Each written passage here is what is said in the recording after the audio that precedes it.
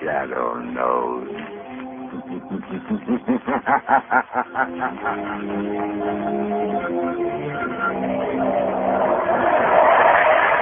Blue Coal presents The Shadow, the man of mystery who strikes terror in the very souls of shopsters, lawbreakers, and criminals.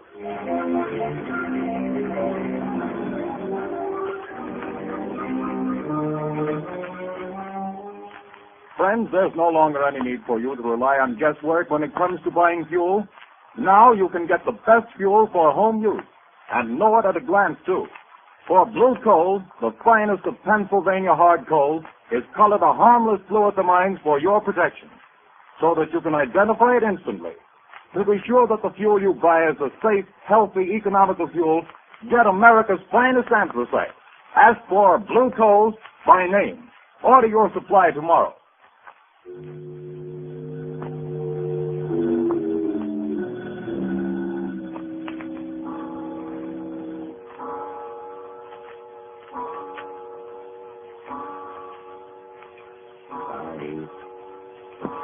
Arthur, don't please. 8, 9. This is the hour, my dear. I can't stand it, I tell you. Always at 9 o'clock it comes. But if I hear that horrible thing again, I'll go crazy.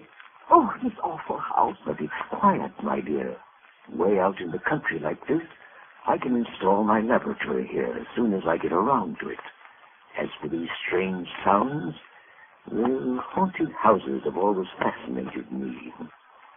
I've always wanted to meet a ghost, shake hands with him, invite him to tea. Stop talking like that. It's serious. Oh, I've tried to stand it for your sake, Arthur, but I don't know how much longer.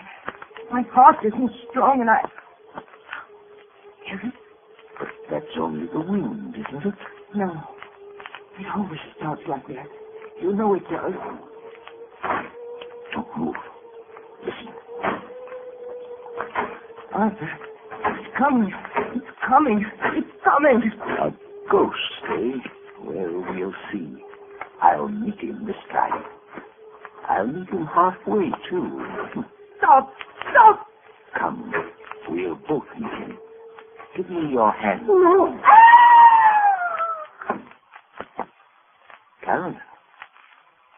Carolyn, it stopped. Can't you hear me? Goodness me. Has the shot killed her? No, her heart still beats. She's only fainted again. Just out here.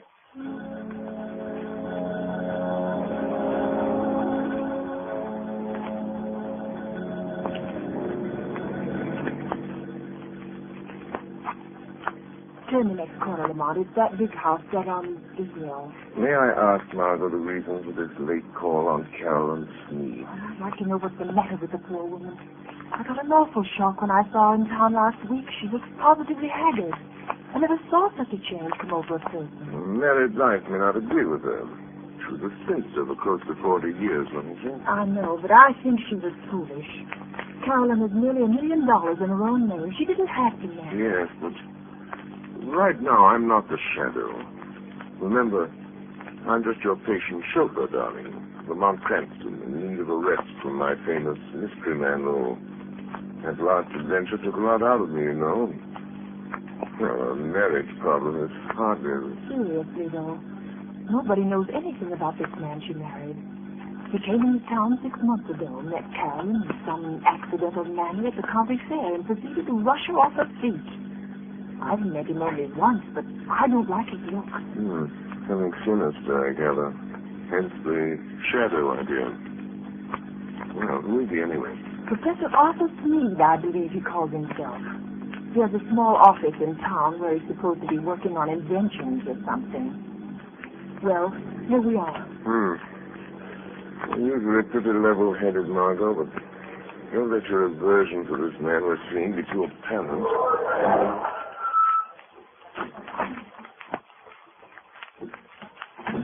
Dreary place, isn't it? I don't see any bell. I guess you're supposed to use the knocker. Here he comes. Well, who is... Oh, it's you, Miss Lane. Yes. Good evening, Professor Smead. I hope we aren't too late. Too late? Too late for what? Why, I phoned Carolyn that we'd drop in just to say hello. Well, she didn't tell me. Carolyn isn't feeling well at the moment. I'm sorry. Good night.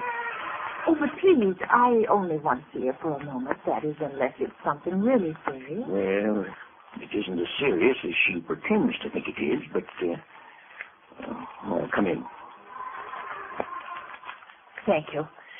This is my friend Lamont Cranston. Come in.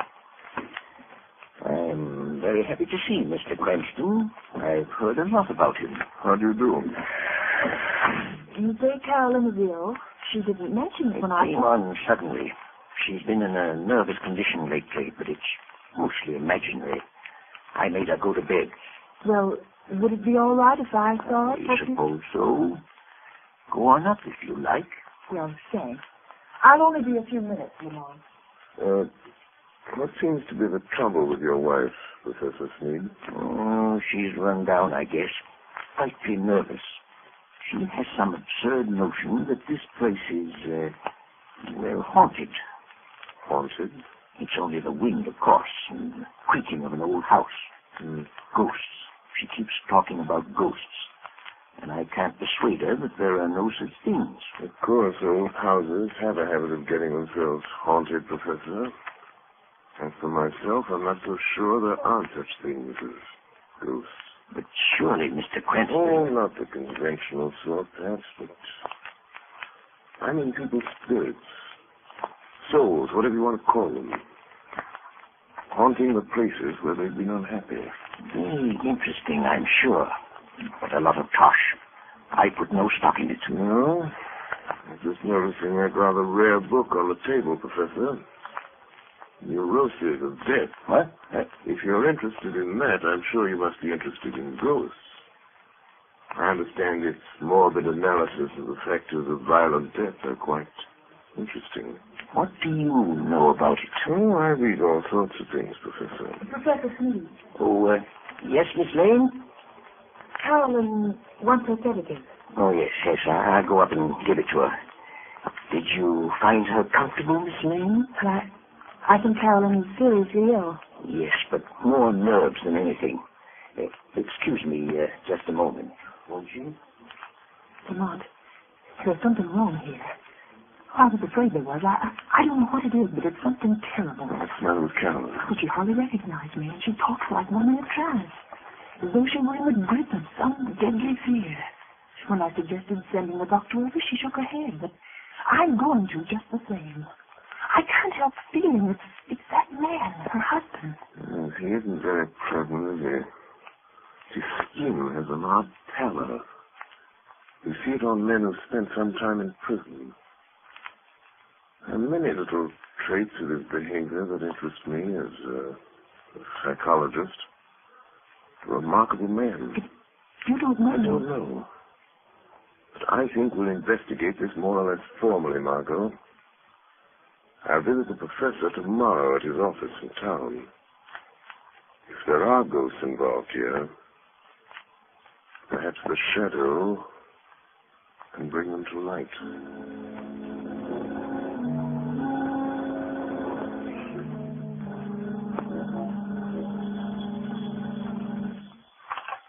Hello?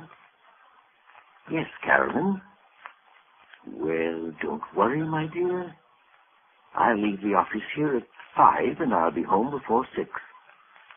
Yes, I understand. Goodbye, dear. Well, who is it? Is that you, Miss White? Who's opening that door? Don't get up, Professor. I'll close it after me. What? I thought I might find you in. Who said that? Who are you? Your conscience speaking, Professor. Or have you a conscience? I'll show you what I've got. Don't excite yourself. I'm only a voice. A voice they call Professor, have you ever heard of the Shadow? The Shadow? Yes. You seem to have heard of me. What do you want? I've come to warn you, Sneed. Warn me? Warn me about what? I know what you're doing. What? And I know how it's going to end. The end is death. Death? I have something here I'll toss in your lap. There. Do you hear it? Why, you... Get out of here, I tell you. See it? Look. It's half of a playing card. The ace of spades. When you find the other half, that will be the end. Get out and leave me alone. All right, Sneed, I'll go, but don't forget. The Shadow knows.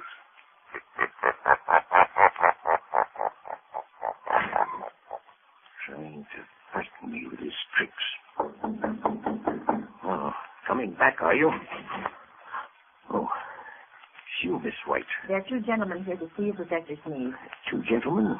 I'm not I expecting... guess you may remember us, Professor Sneed. Spike. Your old friend Spike Collins and Mr. Wilson here. Yes, of course. Please take those circulars on your desk, Miss White, and mail them at the post office right away. Yes, sir. Lock that door, right? Okay. And what are you staring at, Sneed? We ain't ghosts. I thought you two were doing a stretch at Leavenworth. Yeah, we were. But we framed a getaway. And now we come to see an old pal. Oh, now listen, Spike. I'd help you if I could. Nuts. We've been watching you, and we know your game. We ain't got no time to stall. This old dame you're married has got plenty I of... don't know what you're driving at. You'll know if we squawk about that dame you married out in Idaho that croaked without anybody knowing what was the matter with her. Cards on the table, Steve. Is this one signed on money over to you? Yes. She fixed her will in my favor. Well, what are you doing to get it? Well, she has a weak heart, and... I know. Playing ghost and scaring her to death, eh? That's too slow, Sneed. I got a better scheme. We break into the house, stage a burglary, see?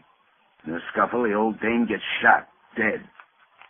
It's quick. No, you can't do that. Now, you'll see.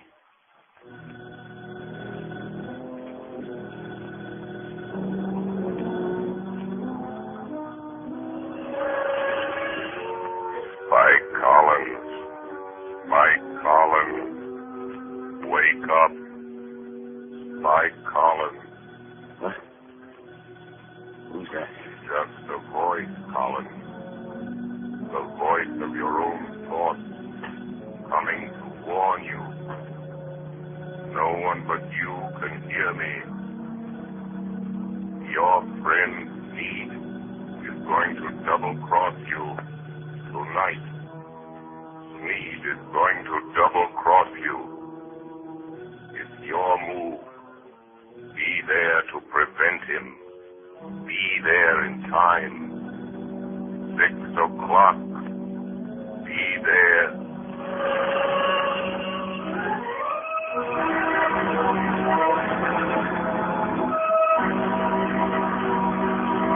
The Shadow will return in just a few moments. While we're waiting, ladies and gentlemen, I want to tell you about the ever-increasing popularity of Blue Coal, America's finest anthracite. Blue Coal is winning new friends every day among New England housewives. They not only like the superior heat of Blue Coal, but they find that it simplifies housekeeping. This is because Blue Coal is so clean.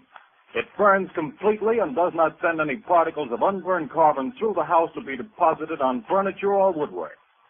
The drudgery of daily cleaning is reduced to a minimum with this clean fuel. Blue Coal is the largest single brand of solid fuel prepared especially for home use. Each car is laboratory tested at the mines for purity and size before shipment. Blue Coal is Pennsylvania's finest anthracite.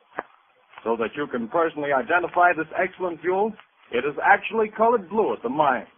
Order it by name. You will find the name of your nearest Blue Coal dealer listed in the Where to Buy It section of your classified telephone directory under the name Blue Coal.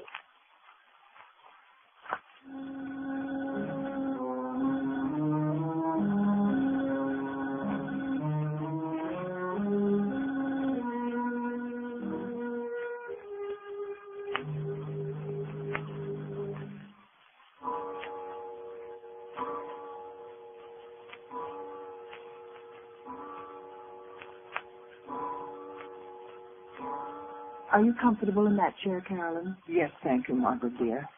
And I do appreciate your coming out here and staying with me. I'm glad to do it. But it's 6 o'clock. Your husband ought to be coming home pretty soon, shouldn't he? He phoned just before you got here and said he was starting. He seemed very agitated. Oh, he's a strange, unaccountable man sometimes. There are things about him I don't seem to understand. Yes, I know, dear. He has the car, I suppose? Yes, he's driving. He's probably on his way now. I've got to think. I've got to think of something. I know. We leave town. You're driving rather recklessly, Smeed. You again. I'm going to haunt you. Try to forget that I'm here in the rear seat. If it annoys you. No, don't look under the seat. If I could only see you, get my hands on you, I'd show you how much it annoys me. Shut up. I'm the voice of your conscience, Smeed. Perhaps you have a conscience. After all, I could choke that voice down your throat without any trouble to my conscience. if you only had the power of second sight, you could see me. That's an invaluable gift, Smeed. Being able to see things that other men can't. Some people call it mental telepathy. Some by other names. Remember, I can see the pictures you make in your mind. I told you about that. You can warn all you like. That's not evidence. Not in court. A lot of wild guesses that don't mean anything. Well, doesn't it frighten you a little, Smeed? I simply will you not to see me, and you don't. Careful. There's a truck coming down the road. Better sound your horn.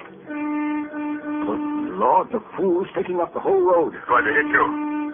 Look out! It's gone. There wasn't any truck there. No. I willed you to see it. And you saw it. No truck at all. Just hypnotism. Gosh, I'm having hallucinations. But that's the way to dispel hallucinations. Drive straight through them. Be careful. We're near your house. And this old mill road is tricky. What about it? Look, Sneed. There's a man in the road ahead of you. There is, eh? Really? Why, it looks like one of your two pals that called on you today. I knew he would be here, Sneed. Really? You're going to hit him if you don't watch out. More of your hallucinations. You think that I'll believe you again, don't you? Well, I won't. Look out. I hit it. This time, it was no hallucination, Sneed. He was in front of you.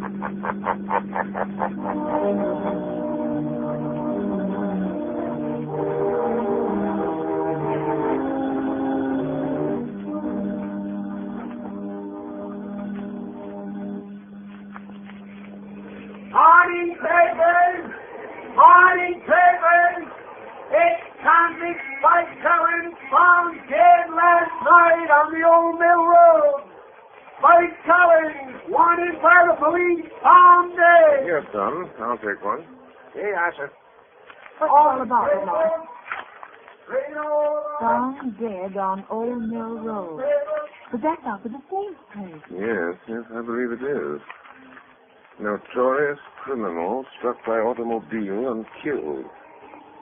He was certainly struck by an automobile. I wonder if Sneed knew anything about it. He acted very strange when he got home last night. Strange? What way? Well, he was pale and shaky, and he hardly seemed to know I was there. He told Karen that he'd had a message from out of town, and they'd have to pack and leave. Oh, did he say when? Well, they thought they could get their trunks and things ready by this afternoon sometime. You're not going to let Carolyn go with him, Lamont. Not if I can help it. Let's see. A little after 9. I imagine Commissioner Weston is rather startled by the morning's news. I think I'll have a word with Commissioner Weston.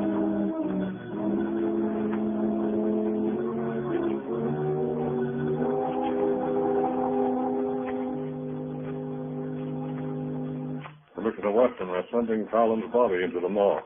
You went out there this morning and checked all details, Captain? Yes, sir, I did. And whoever hit him certainly smashed him up good. His face was all out of shape and couldn't recognize him. But we found these in his pocket. Now, let's see. A letter from his girl out west, looks like. Insurance policy. Library card of Leavenworth Penitentiary. And this ring, sir, that Collins always wore, with the figure 8 on it. Oh, yes. Well, it's a good job done, whoever did it. Tag that stuff and file it. Yes, sir. Let me know when the wagon gets here. Yes, sir. Police Department, Commissioner Weston speaking. Good morning, Commissioner. This is your good friend, the Shadow. Oh, yeah? Well, what the blazes do you want? To be of a little assistance, as usual. Yes, I see. I'm getting tired of this rigmarole, though heaven knows things happen when you phone. And what's the assistance today? Why didn't you investigate the ghost that haunts Sneed House, Commissioner, on the old Mill Road? Well, you missed up on that one, Mr. Shadow. I don't put much stock in ghosts, but we went out there and checked up, searched the house. There's no evidence. No? Go again today, Commissioner. And this time, I think you'll get your evidence.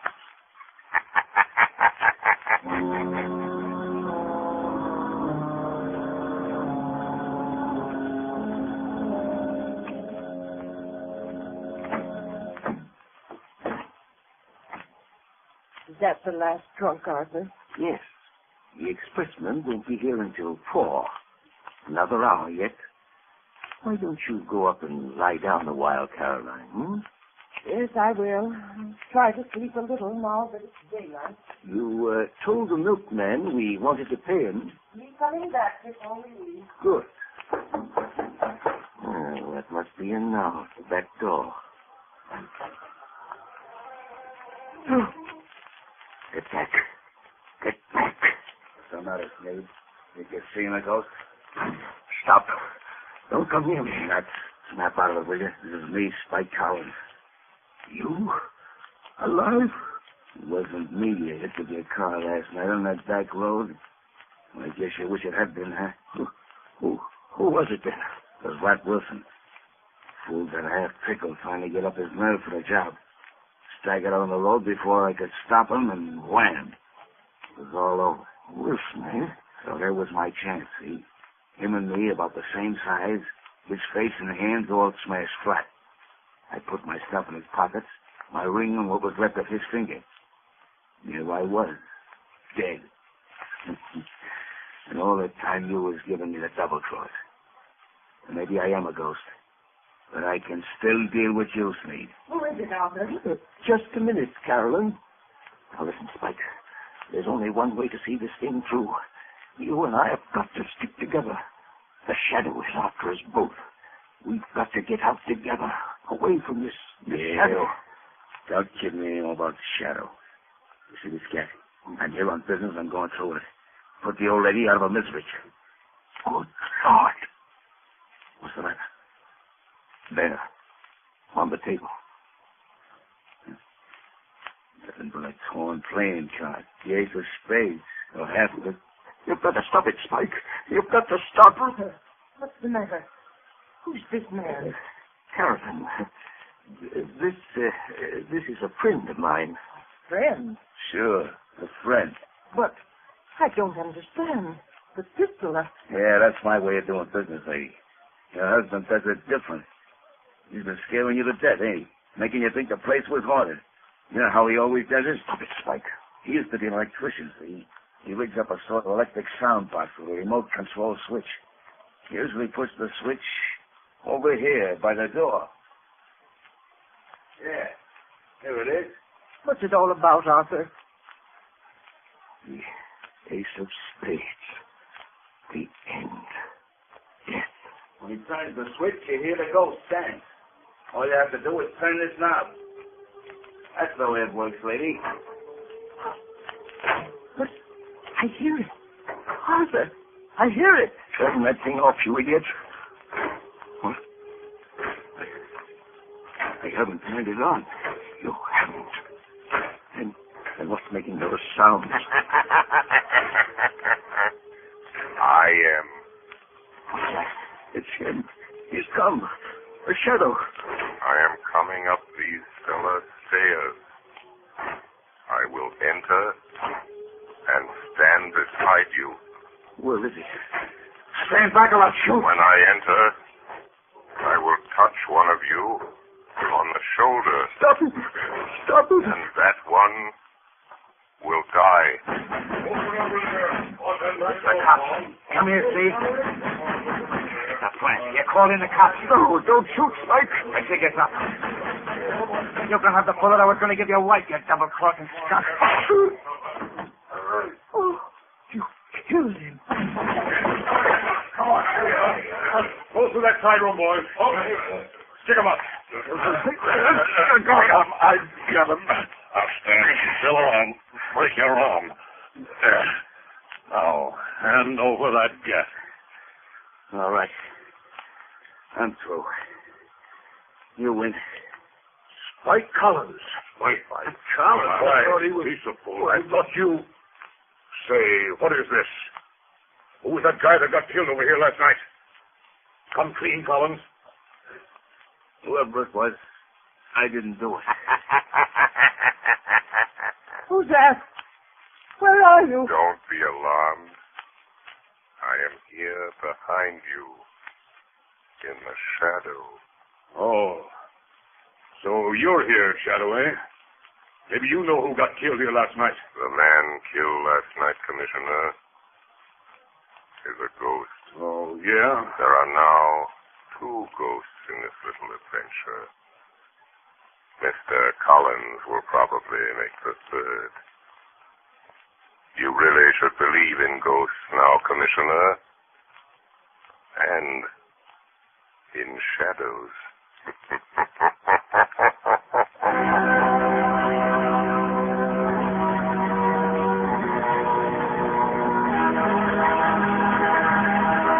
And now, before today's adventure with the shadow comes to a close, John Barclay, Blue Coal's own heating expert, is here to give us another of his practical talks on automatic heating.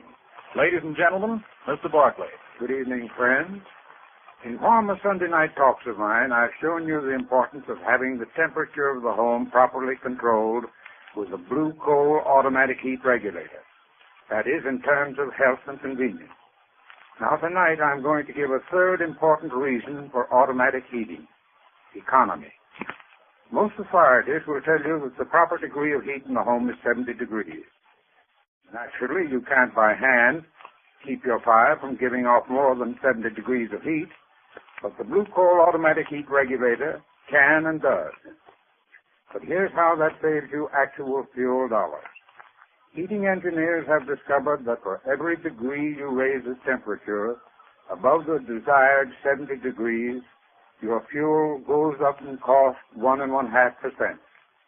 So you see, friends, by automatically shutting off that heat, that extra, wasteful, unhealthy heat, heat regulator automatically saves on fuel costs. Why not investigate this Blue Coal heat regulator further? Ask your local Blue Coal dealer to give you a demonstration. The cost is only $18.95 plus a small charge for installation. You'll find it well worth every cent of that and more. Moreover, if you have any heating problems, discuss these also with your Blue Coal dealer. He is the best informed heating authority in your community, and assisted by his John Barclay trained serviceman, can, I'm sure, help you save money and have a more comfortable home this winter. This service is free. It costs you nothing. Thank you.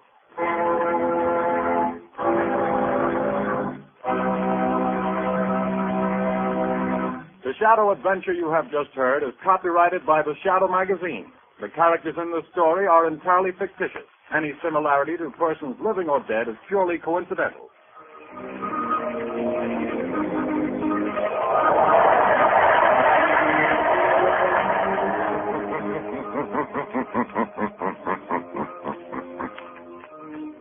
The weed of crime bears bitter fruit. Crime does not pay. shadows.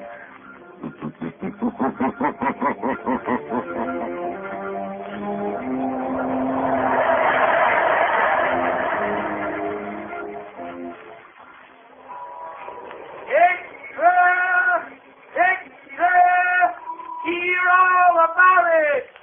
Next week, same time, same station. The Shadow's latest adventure. Extra! Extra!